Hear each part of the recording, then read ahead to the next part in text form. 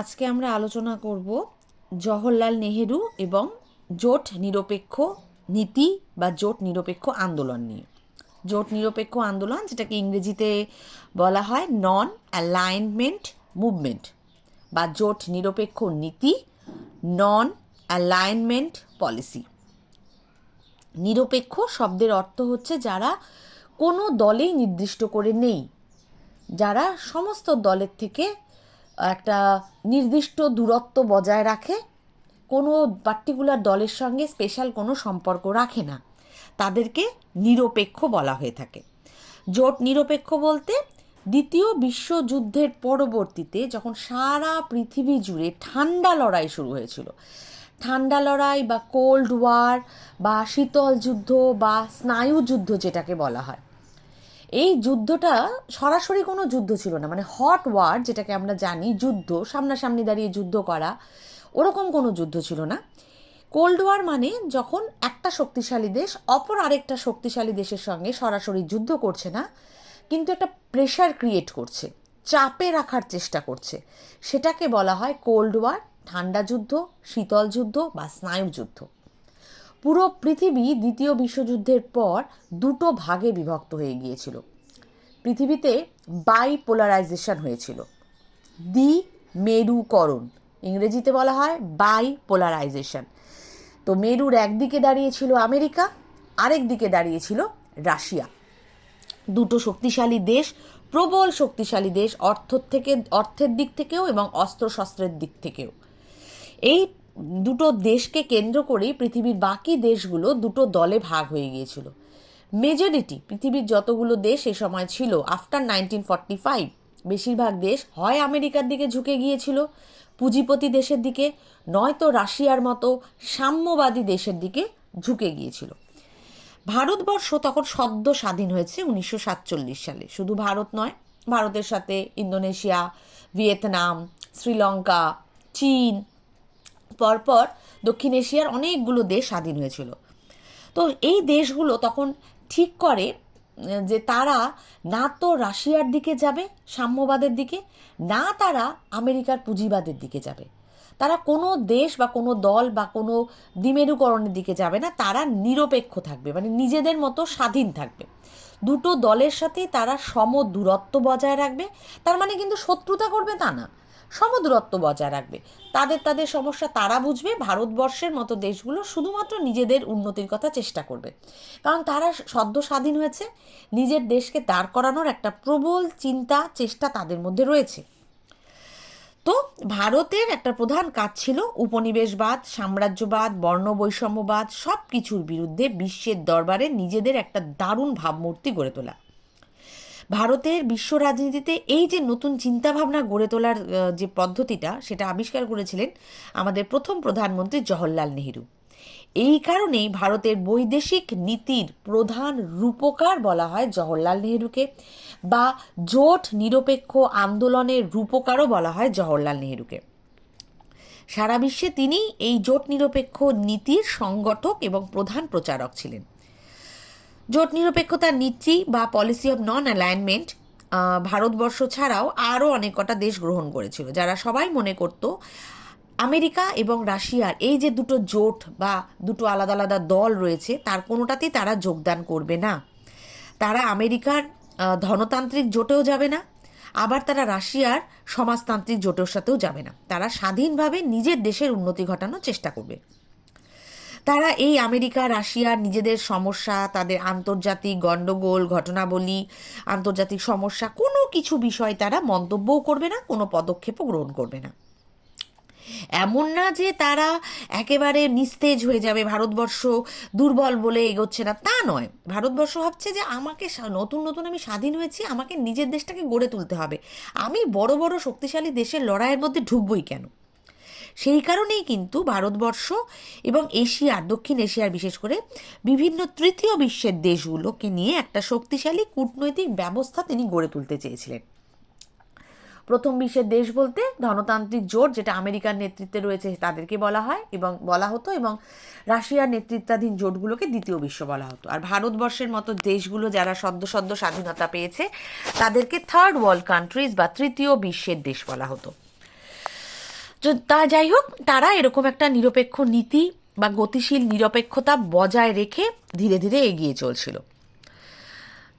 তারা সমস্ত দিক থেকে নিজেদেরকে প্রতিষ্ঠা করার চেষ্টা চালাচ্ছিল, বিশ্ব শান্তি প্রতিষ্ঠা করতে চেয়েছিল। এই কারণেই জওহরলাল নেহরু এই জোট নিরপেক্ষ নীতিটাকে এগিয়ে নিয়ে যেতে চেয়েছিলেন। দ্বিতীয় বিশ্বযুদ্ধের পরবর্তীতে জোট নিরপেক্ষ নীতি তিনি চালু করেন এবং সেক্ষেত্রে তিনি বেশ কিছু বৈশিষ্ট্য বা ক্যারেক্টারিস্টিক্স তুলে ধরেছিলেন যে কী কী কাজ করলে জোট নিরপেক্ষ আন্দোলনের সঙ্গে যুক্ত হওয়া যাবে।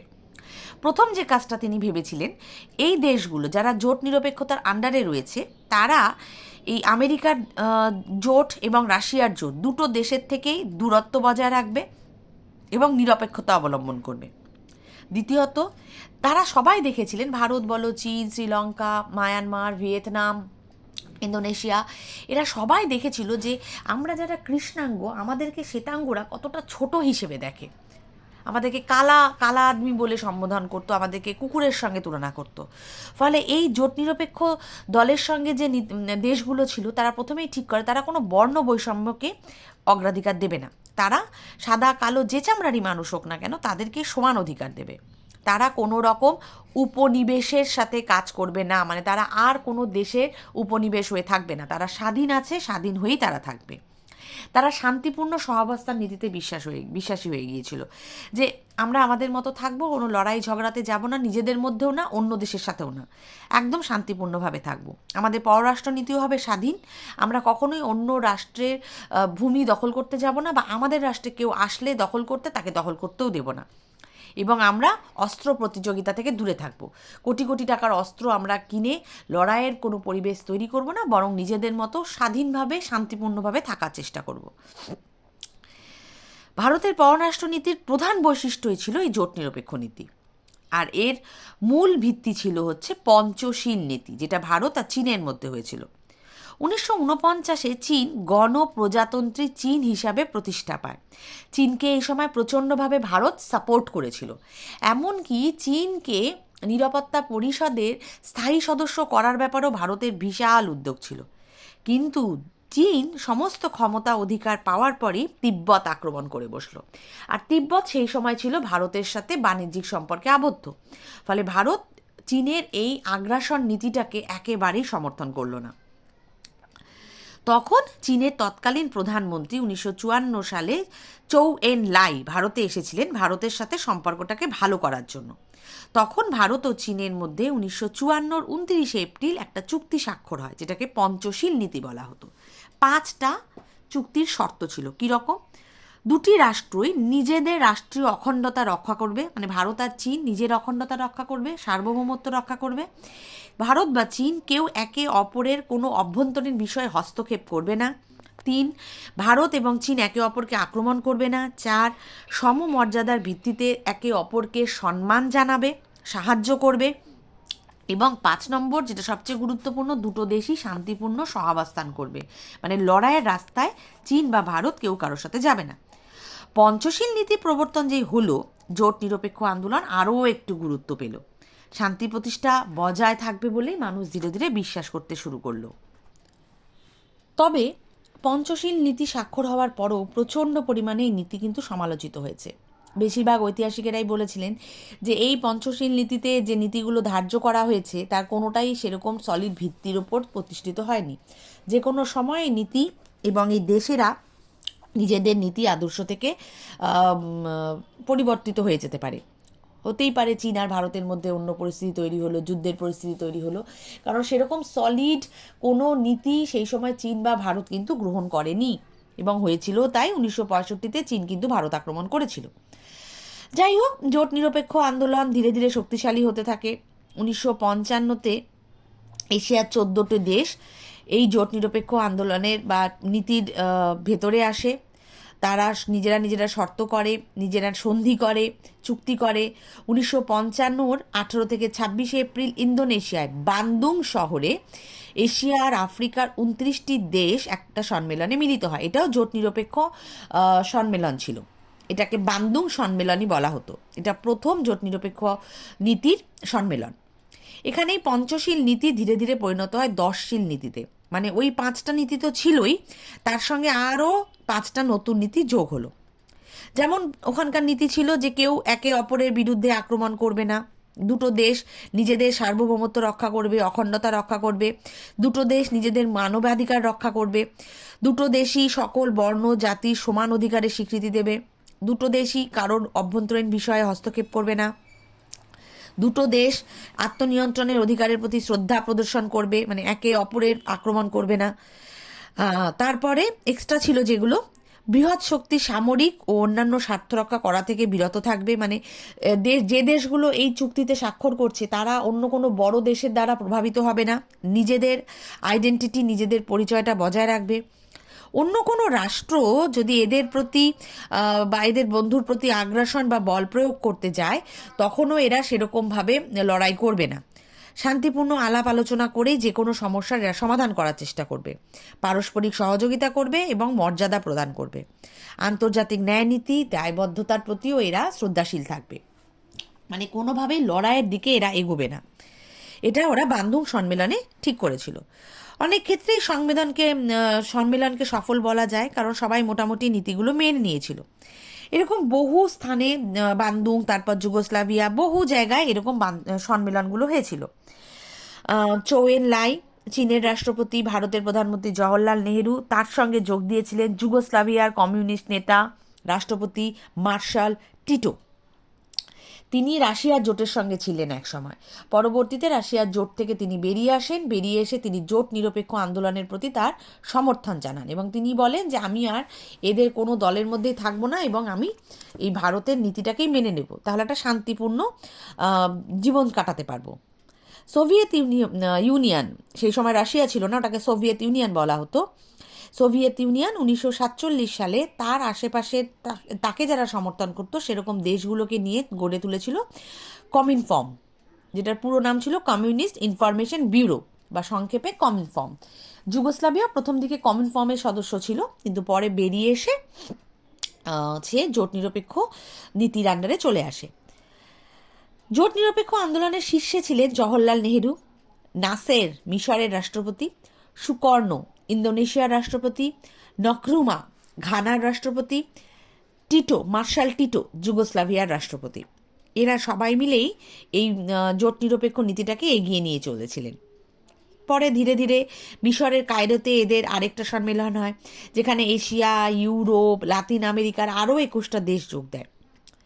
এখানেও 5টা নীতি গ্রহণ করা হয়। জোট নিরপেক্ষতা বজায় রাখতে হবে, 2 অন্য দেশের অভ্যন্তরীণ বিষয়ে হস্তক্ষেপ করা যাবে না, 3 বিশ্ব শান্তি রক্ষা করতে হবে, 4 বর্ণ বৈষম্য, সামাজিক শোষণ, আগ্রাসন এগুলো করা যাবে না, 5 বিভিন্ন দেশের জাতীয় মুক্তি আন্দোলনকে সাহায্য করতে হবে।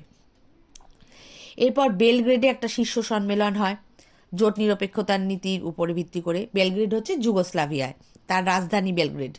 সেখানে সম্মেলন হয়, সেখানেও তারা আণবিক অস্ত্র কমানোর কথা বলেন, ঔপনিবেশিকতাকে শেষ করে দেওয়ার কথা বলেন, সাম্রাজ্যবাদ, বর্ণবৈষম্যের বিরোধিতা করেন। ভালোভাবেই জোট নিরপেক্ষ আন্দোলন বা তার নীতিগুলো কিন্তু ক্রমশ এগিয়ে যাচ্ছিল। 1961, 1970 বিভিন্ন সময় বিভিন্ন জায়গায় জোট নিরপেক্ষ নীতি বা এই দেশগুলোর নানা ধরনের সম্মেলন হতো। প্রতি 3 বছর অন্তর নির্জোট আন্দোলনগুলো শীর্ষ সম্মেলন অনুষ্ঠিত হতো। জোট নিরপেক্ষ আন্দোলনের একজন করে সভাপতি হতেন নিযুক্ত, তার সিদ্ধান্ত অনুযায়ী বাকি দেশগুলো পরিচালিত হতো। প্রথম সভাপতি হয়েছিলেন জাম্বিয়ার রাষ্ট্রপ্রধান কেনিথ কাউন্ডা। এই আন্দোলনের কার্যাবলীগুলো দেখাশোনা করার জন্য একটা প্রশাসনিক কাঠামোও ঠিক করা হয়। এইভাবে জোট নিরপেক্ষ আন্দোলন বেশ এগিয়ে চলেছিল। জোট নিরপেক্ষ আন্দোলনে সবচেয়ে বড় ভূমিকা ছিল হচ্ছে ভারতবর্ষের। তারাই এটা প্রথম শুরু করে এবং পৃথিবীর অন্যান্য দেশে ছড়িয়ে দেয়। প্রধানমন্ত্রী জওহরলাল নেহেরু এই রাশিয়া এবং আমেরিকার কোনো জোটের মধ্যেই অংশগ্রহণ করতে চাননি। তিনি অহিংসা শান্তির মাধ্যমে ভারতবর্ষে যেরকম শান্তি তিনি প্রতিষ্ঠা করতে চেয়েছিলেন, সেরকমই তিনি বিশ্বে শান্তি প্রতিষ্ঠা করতে চেয়েছিলেন এবং বিশ্বের যে যুদ্ধগুলো হয়েছিল, প্রথম বিশ্বযুদ্ধ, দ্বিতীয় বিশ্বযুদ্ধ, সেগুলো থেকে দূরত্ব বজায় রাখতে চেয়েছিলেন। জওহরলাল নেহেরু ভেবেছিলেন যখন স্বাধীনতার ক্ষেত্রে ভয়াবহ বিপদ হয়, ন্যায় আক্রান্ত হয়, আগ্রাসন হয়, তখন আমাদের কোনোভাবে নিরপেক্ষ থাকা সম্ভব নয়। এই ঘটনাগুলো যদি হয় সেক্ষেত্রে আমাদের নিজেদের জন্য অন্তত দাঁড়াতে হবে। কিন্তু অকারণে অন্য কোনো দেশ কী কারণে লড়াই করছে না জেনে আমি কোনো দেশকে অন্ধের মতো সাপোর্ট করব না। আমি শুধু নিজের দেশের উন্নতির কথা ভাববো। তারপর যদি দেখি যে অন্য কোনো দেশ বিপদে পড়েছে, বিনা কারণে বিপদে পড়েছে, তখন সে দেশকে আমরা সাহায্য করব। যেমন 1950-এ উত্তর কোরিয়া আর দক্ষিণ কোরিয়ার মধ্যে বিশাল সমস্যা শুরু হয়ে গিয়েছিল, যেটাকে কোরীয় সংকট বলা হতো। ভারত কিন্তু সে সময় নিরপেক্ষ ছিল, পরিস্থিতির উপর দৃষ্টি রেখেছিল। আমেরিকা বা সোভিয়েত রাশিয়া কারোর পক্ষ নিয়েই কিন্তু ভারত সেই সময় লড়াইতে অবতীর্ণ হয়নি। কোরিয়া 17 ডিগ্রি অক্ষাংশের উপর ভিত্তি করে উত্তর কোরিয়া এবং দক্ষিণ কোরিয়া ভাগ হয়। উত্তর কোরিয়াকে রাশিয়া সাপোর্ট করে, সেই কারণে দক্ষিণ কোরিয়াকে আমেরিকা সাপোর্ট করে। নর্থ কোরিয়াকে রাশিয়া সাপোর্ট করে, সাউথ কোরিয়াকে আমেরিকা সাপোর্ট করে। কিন্তু ভারত নিরপেক্ষ থাকে, সে কোরিয়ার লড়াইয়ের মধ্যে ঢোকে না, সে বাইরে থেকেই অবস্থান দেখে। হ্যাঁ, এমন যদি হতো ওই কোরিয়ার লড়াইটার প্রভাব ভারতে পড়ছে, তখন অবশ্যই ভারত অ্যাকশন নিত। কিন্তু অকারণে কোরিয়ার লড়াইয়ের মধ্যে আমেরিকা রাশিয়ার কোনো পক্ষের হয়ে ভারত ঢোকাটাকে ঠিক মনে করেনি এবং ভারত নিরপেক্ষই থেকেছে। হোচিমিনের নেতৃত্বে 1954 সালে যখন ভিয়েতনামে জাতীয়তাবাদী আন্দোলন শুরু হয়, মুক্তি সংগ্রাম শুরু হয়, তখন কিন্তু ভারত নিরপেক্ষ থাকেনি। ভারত তখন ভিয়েতনামের হয়ে লড়াইতে নেমেছিল, হোচিমিনের হয়ে। কারণ ভারত সদ্য স্বাধীনতাপ্রাপ্ত দেশ এবং ভারত বুঝেছিল ভিয়েতনামেরও স্বাধীনতা পাওয়ার ক্ষমতা আছে বা যোগ্যতা আছে এবং প্রয়োজনীয়তা আছে। সেই কারণেই ভারত হোচিমিনকে সমর্থন জানিয়েছিল। সিয়েটো এরকম বিভিন্ন সংস্থা সেই সময় পৃথিবীতে তৈরি হচ্ছিল। 1954-তে আমেরিকা বিদেশ সচিব ডালেসের উদ্যোগে দক্ষিণ পূর্ব এশিয়ায় একটা সামরিক জোট গঠন করা হয় এবং ভারত তখন বলে যে ভারত এই ধরনের কোনো অংশগ্রহণ করবে না জোটের মধ্যে, সেটা রাশিয়ার হোক বা আমেরিকার হোক। সেই কারণে ভারত সেই সময় জোট নিরপেক্ষ নীতিতে অবিচল থাকে এবং কোনোভাবেই ভারত কিন্তু আমেরিকার তৈরি করা সিয়াটোতে অংশগ্রহণ করে না। 1949-এর পরবর্তীতে ভারত যত দেশ যেখানে যেখানে স্বাধীন হয়েছে, ভারত সে প্রতিটা দেশকে তাদের স্বাধীনতার আন্দোলনে কিন্তু সাপোর্ট করেছে, নিরপেক্ষতা থেকে বেরিয়ে এসেও সাপোর্ট করেছে। যখন সুয়েজ খালকে জাতীয়করণ করা হবে, ন্যাশনালাইজ করা হবে, এটা নিয়ে মিশরের সাথে ইংল্যান্ড আর ফ্রান্সে লড়াই শুরু হয়, ভারত এই ঘটনায় প্রচণ্ড বিরক্ত হয়। ভারত সবসময় বলেছিল তখন যে সুয়েজ খাল মিশরের অংশ, যদি সুয়েজ খালকে মিশর ন্যাশনালাইজ করতে চায় তাহলে সেটা করতে পারবে। যে কোনো দেশের মানুষ যে কোনো কারণে সুয়েজ খালকে আক্রমণ করতে পারে না বা মিশরকে দখলও করতে পারে না। মিশর বা সুয়েজ খাল কখনোই ইংল্যান্ড বা ফ্রান্সের সম্পত্তি নয়। তারা কিন্তু ভারত সেই সময় মিশরকেই সুয়েজ খালের ব্যাপারে সাপোর্ট করেছিল। হাঙ্গেরিতে যখন সমস্যা তৈরি হয়, হাঙ্গেরির কিছু নেতাকে সোভিয়েত ইউনিয়ন যখন মৃত্যুদণ্ড দেয়, এই সময় ভারত কিন্তু সোভিয়েত ইউনিয়নের বিরোধিতা করে যে কখনোই অন্য দেশের নেতাকে এরকমভাবে গ্রেপ্তার করা যায় না বা তাকে মৃত্যুদণ্ড দেওয়া যায় না। কঙ্গো বা বেলজিয়ামের কাছে স্বাধীনতা লাভ করলেও কাতাঙ্গা কঙ্গো থেকে বিচ্ছিন্ন হয়ে গেলে কঙ্গেও একটা খারাপ পরিস্থিতি তৈরি হয়। ভারত তখন কঙ্গোর সাহায্য, মানে যে কোনো দুর্বল দেশকে বা দুর্বল জনজাতিকেই ভারত সাহায্য করার জন্য এগিয়ে আসে, সেনাবাহিনী পাঠায়, শান্তির বাহিনী পাঠায়, যাতে কঙ্গোর সংকট নিরসন হয়। জোট নিরপেক্ষ আন্দোলন ভীষণ সেই সময়কার একটা যুগোপযোগী সিদ্ধান্ত ছিল। আদারওয়াইজ ভারতের মতো সদ্য স্বাধীনতাপ্রাপ্ত দেশ আমেরিকা বা রাশিয়ার চাপে পড়ে যেত এবং কোনোদিনই মাথা তুলে দাঁড়াতে পারত না। বিশ্বশান্তি প্রতিষ্ঠার ক্ষেত্রে জোট নিরপেক্ষ আন্দোলনের বিশাল গুরুত্ব ছিল। ভারত প্রথম থেকেই ঠিক করেছিল অহেতুক অস্ত্র কেনাবেচা করে যুদ্ধের পরিস্থিতি তারা সৃষ্টি করবে না, বরং বিশ্বের শান্তি প্রতিষ্ঠা করার দিকেই তারা নজর দেবে। দ্বিতীয়ত ভারত ঠিক করেছিল এই যে তৃতীয় বিশ্বের দেশগুলো রয়েছে, ভারত, শ্রীলঙ্কা, মায়ানমার, পাকিস্তান, ভুটান, চীন, এদের মতো দেশগুলো তারা নিজেদের আর্থসামাজিক উন্নয়ন করবে, নিজেদের পারিপার্শ্বিক পরিস্থিতির উন্নয়ন করবে, তারপর তারা অন্যদিকে দেখবে। তার আগে তারা এগুলো করবেই না। বিশ্ব রাজনীতিতে তারা একটা ভারসাম্য বা ব্যালেন্স বজায় রাখতে চেয়েছিল। তারা আমেরিকার দিকে গিয়েও দল ভারী করতে চায়নি বা রাশিয়ার দিকে গিয়েও দল ভারী করতে চায়নি, নিজেদের মতো নিরপেক্ষ থেকে স্বাধীনভাবে বাঁচতে চেয়েছিল। তারা একটা ভালো শান্তিপূর্ণ পৃথিবী গঠন করতে চেয়েছিল। তারা শান্তিপূর্ণ সহাবস্থানে বিশ্বাসী ছিল, যে লড়াই করে শুধু অন্যের ক্ষতি করব, নিজের উন্নতি হবে, তারপর তো আমিও কোনোদিন শক্তিশালী দেশের কাছে হয়তো হেরে যাব, তখন আমারও ক্ষতি হবে, এগুলো ভারত একদম সাপোর্ট করেনি। যে কোনো ধরনের উগ্র আগ্রাসন, অকারণে আগ্রাসন, লড়াই, যুদ্ধ, সেগুলোর একটাকেও ভারতবর্ষ সাপোর্ট করেনি। এইখানেই ভারতের জোট নিরপেক্ষ আন্দোলনে একটা বিশাল গুরুত্ব লক্ষ্য করা যায়। জওহরলাল নেহরুর সিদ্ধান্ত এইখানেই ভীষণভাবে কার্যকরী, যে আমাদের মতো ছোট দেশ যারা সদ্য স্বাধীনতা প্রাপ্ত হয়েছি, আমরা কখনোই বড় বড় দেশের দলে যাব না বা অন্য দলের বিরাগভাজন হব না, কোনো জোট কোনো গোষ্ঠীতে আমরা যাব না, নিজেদের মতো স্বাধীন থাকব, নিজেদের মতো করে নিজের দেশকে আবার গড়ে তুলব, আর্থিকভাবে আমরা দেশকে স্বাবলম্বী করে তুলব। এই কারণেই কিন্তু জোট নিরপেক্ষ নীতিটা জওহরলাল নেহরু গ্রহণ করেছিলেন, এবং বিশ্বের বাকি দেশগুলো যারা সবাই সদ্য সদ্য স্বাধীনতা পেয়েছিলেন, তারা সবাই ধীরে ধীরে জওহরলাল নেহরুকে এবং তার এই জোট নিরপেক্ষ নীতিকেই সমর্থন জানিয়েছিলেন। এখানেই জোট নিরপেক্ষ নীতি এবং জোট নিরপেক্ষ আন্দোলনের একটা বিশাল বড় সার্থকতা।